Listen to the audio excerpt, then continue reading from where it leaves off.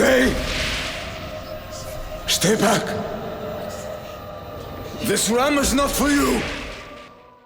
Hear now the tale of the wanderer, whom war could not kill and the sea could not keep. Yet through storms muttering in the tongues of gods, his heart kept burning for the home the gods swore he'd never see. In the days when heroes still walked among the living, all the warriors of Greece were called to the walls of Troy. Among them was the king of Ithaca, son of Laertes in the line of Zeus, Odysseus, favored by the gods for his cunning. Fearing the gods' will and the fate of war, before he sailed, he told his wife Penelope if he did not return by the time their newborn son Telemachus was grown, she should take another man to her hearth. The war raged for 10 years, until wily Odysseus dreamed up a gift of doom, a hollow horse of wood big enough to hide armed men. With it, Troy fell, and the Greeks took their plunder. But the gods are slow to forgive mortal pride. Now victorious and defiant, Odysseus must brave Poseidon's wrathful seas in the long, winding voyage home. Yet his fate still sleeps in the lap of the gods. There are a lot of Odysseus adaptations out there, some direct, some looser takes, which are based on Homer's epic poem, the Odyssey, the ancient tale of a war hero trying to make it back home. We're going to look at the most notable ones, moving from the oldest to the newest. I ask you to remember the laws of hospitality. The law of Zeus, the Avenger. And what do I care about Zeus? I'm Polyphemus. I'm son of Neptune.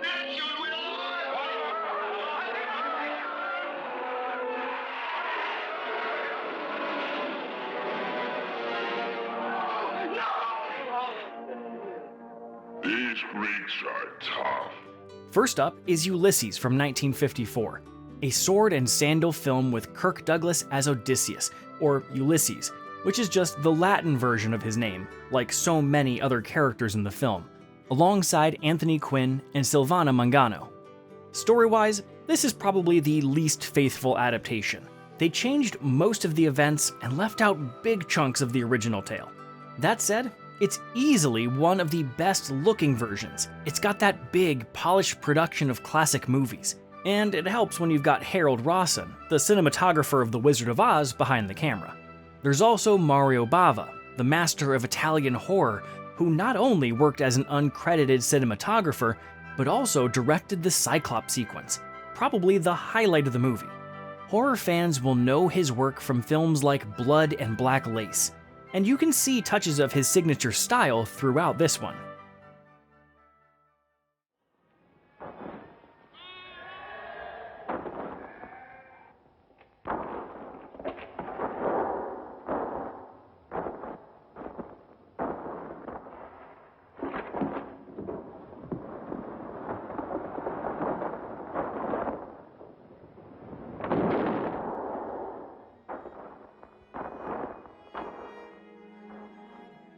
Then, we've got the Odyssey 1968, an Italian miniseries with Bekim Femiu as our Odysseus, and Irene Papas as Penelope, alongside Bond girl Barbara Bach in the role of Nausicaa. This one's probably the most faithful adaptation of the Odyssey, covering pretty much the whole story. The exposition is off the charts though. It's slower paced with a lot of dialogue, almost like watching a living illustration of the poem. Not that it's bad, it's just not going to be for everyone. Mario Bava also came back to direct the Cyclops episode here, just like he did in the 1954 Kirk Douglas movie. It's arguably better this time, definitely scarier and creepier than the version in the Kirk Douglas film.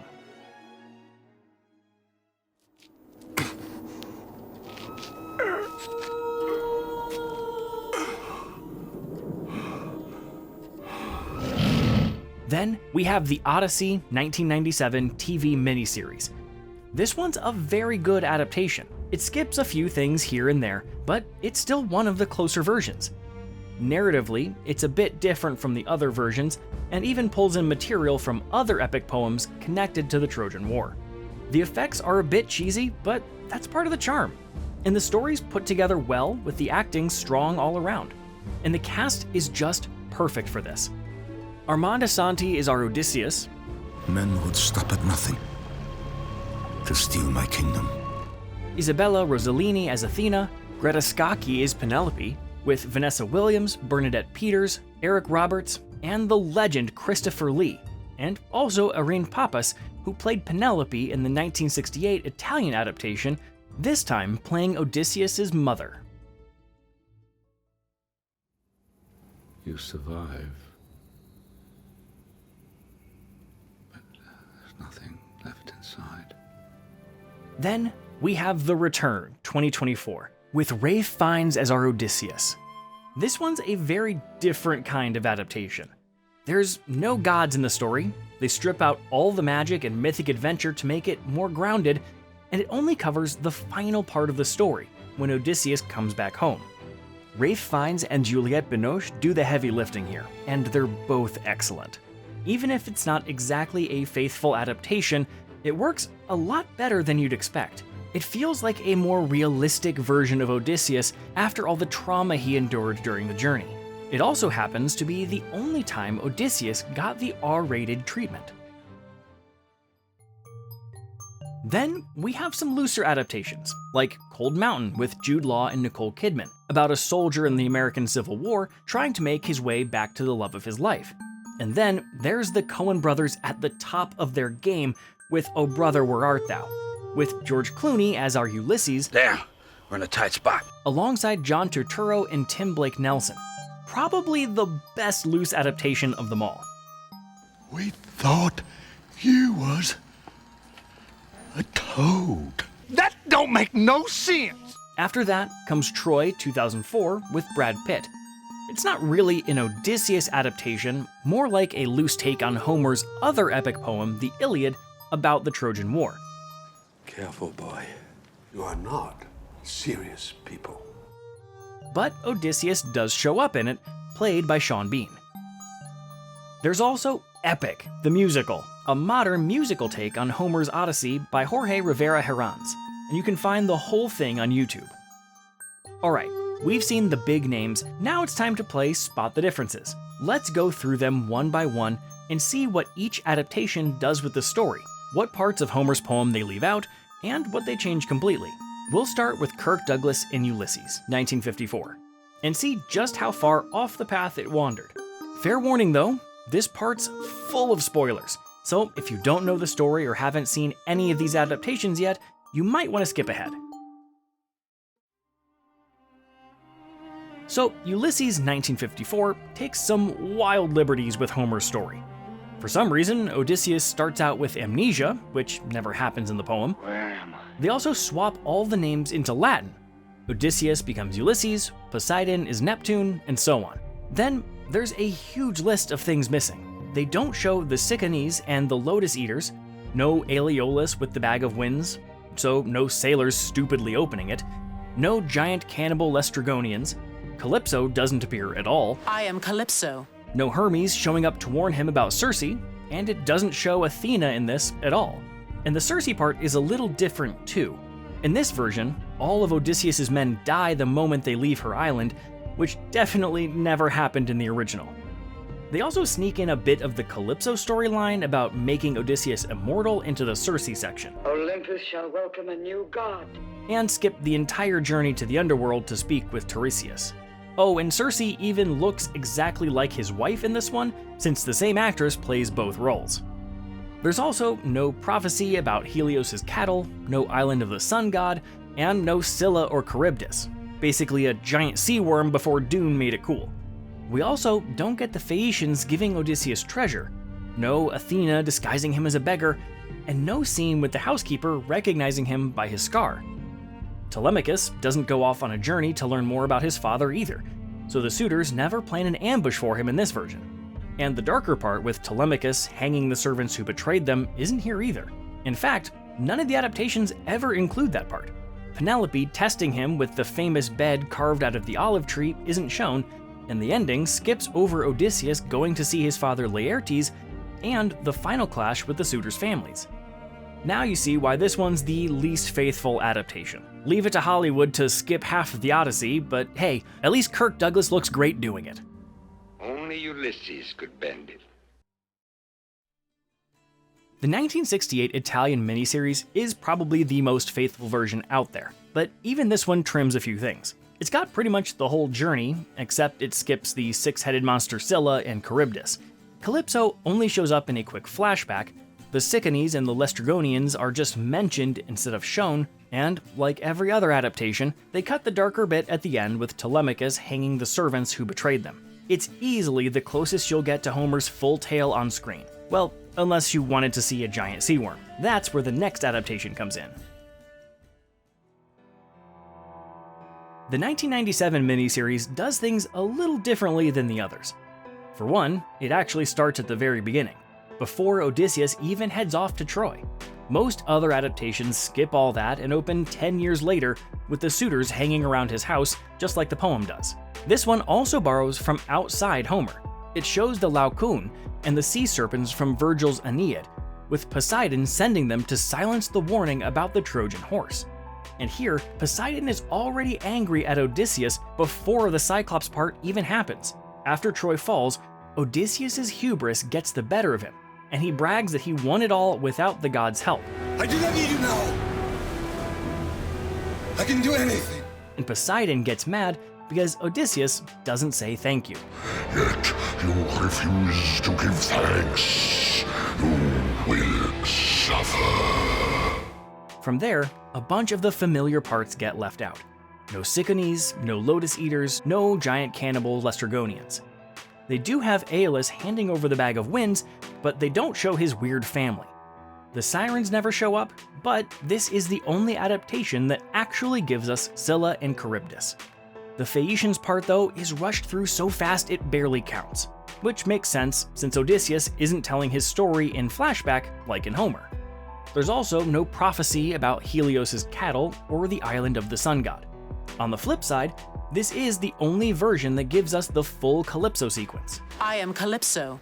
But just like the others, it cuts out part of the ending. We don't get Telemachus punishing the servants, no olive tree bed trick from Penelope, and it skips Odysseus actually going to see his father Laertes and the final clash with the suitors' families. Meanwhile, The Return 2024 takes things in a totally different direction. There are no gods, no fantasy at all. It strips the story down and keeps things much more down to earth. Instead of covering the whole journey, it only tells the final stretch, with Odysseus washed ashore on Ithaca. That means the Phaeacians never help him get home, his father Laertes has already died before they can meet, which changes the ending a lot. Telemachus is portrayed differently too. He doesn't seem all that interested in searching for his father. I hope they kill you. And in this version, he's the one who kills Antinous at the end, which definitely doesn't happen in the poem. We've seen Hollywood skip half the story. Italy give us the most complete one. The 97 miniseries go big with monsters, and a modern reboot with zero gods or fantasy. The nice thing is, each version shows you something the others don't, so it never feels repetitive, which means they're all worth checking out. But if you're asking which is the most faithful, the 1968 Italian miniseries is the clear winner. Though, like we said, it's heavy on the dialogue, and with English subs, it's not everyone's cup of tea. If you want something more entertaining, the 1997 Odyssey miniseries is the one to go for. It isn't completely faithful, but it covers a lot of the story and really feels like an epic fantasy adventure. On top of that, Armand Assante as Odysseus has this haunted sadness in his eyes. You can really feel how badly he wants to get back to Penelope, even if he bangs every goddess on the way back to his wife. And if you want the full Odysseus experience, follow that up with Kirk Douglas's 1954 film just for the visuals alone. Then end with Ralph Fiennes in The Return, which really makes you wish they'd done the whole saga with him as our wily Odysseus. And that's every major Odysseus we've had on screen so far. Now all that's left is to see what Christopher Nolan is cooking up with his own Odyssey next year. Just in case you don't know the story, or you've never seen any of the adaptations, here's a quick recap of the whole Odyssey to catch you up. Odysseus is the king of Ithaca, a rocky little island in Greece, summoned to fight in the Trojan War. He's the one who came up with the Trojan horse, the trick that finally brought Troy down. It took 10 years to fight the war, and after Troy fell, 10 more to fight the sea. He sets sail for home, but the journey turns into a nightmare. First, he raids the Sicanes and pays the price. Then he runs into the Lotus Eaters, whose fruit makes his men forget home. Next comes the island of the Cyclops Polyphemus, son of Poseidon. Odysseus blinds him to escape, but that earns Poseidon's wrath, and from then on, the sea god makes his journey hell. Later, Aeolus gives him the Bag of Winds, but his sailors stupidly open it and blow them off course. They stumble into the land of the Laestrygonians, giant cannibals, and only escape with one ship. On Circe's island, the sorceress turns his men into swine until Odysseus forces her hand. From there, he sails to the underworld to seek the prophet Tiresias, who warns him of the trials ahead. He faces the sirens, sails past the six-headed monster Scylla and the whirlpool Charybdis, and watches helplessly as some of his men are dragged away. On the island of Helios, the sun god, his men slaughter the sacred cattle, and when they sail away, Zeus destroys the ship and kills everyone but Odysseus. He washes up on Calypso's island, where the goddess keeps him as her lover for years, offering immortality, until the gods order her to let him go. After that, Odysseus drifts to the island of Scheria, home of the Phaeacians, who finally help him return home. Back in Ithaca, his wife Penelope and son Telemachus are besieged by suitors devouring his wealth and pressing Penelope to marry. Odysseus returns in disguise as a beggar with Athena's help. Penelope sets up a challenge. Whoever can string Odysseus's bow and shoot an arrow through 12 axe heads can marry her. They all fail, but Odysseus strings the bow with ease, and as Homer says, they'd get married all right, to bitter death. He slaughters the suitors and reunites with Penelope at last. Finally, with Zeus and Athena stepping in, peace is made with the families of the dead. After 20 years of war and wandering, long-suffering Odysseus, the wily king of Ithaca, is finally home. Thank you for watching, and for more underrated movies, be sure to subscribe to Underrated Cinema.